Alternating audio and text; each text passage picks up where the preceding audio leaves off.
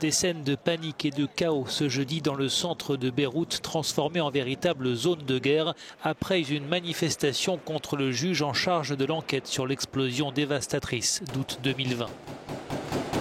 Les chars de l'armée ont été déployés alors que des tirs nourris et des explosions ont retenti dans la capitale libanaise.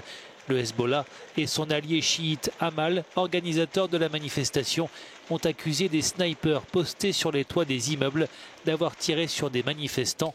Mais les raisons exactes qui ont entraîné cet embrasement restent confuses.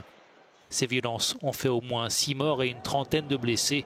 Le Premier ministre libanais Najib Mikati a appelé au retour au calme et mis en garde contre les tentatives d'entraîner le Liban dans un cycle de violence. La France également a appelé à l'apaisement.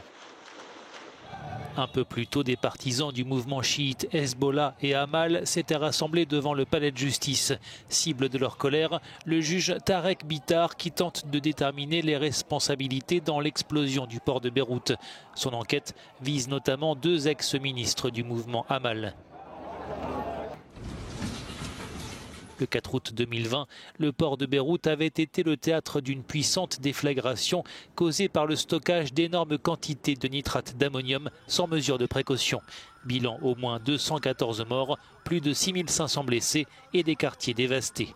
Pointés du doigt pour négligence criminelle, les autorités libanaises refusent toute investigation internationale et sont accusées par les familles des victimes et des ONG de torpiller l'enquête locale.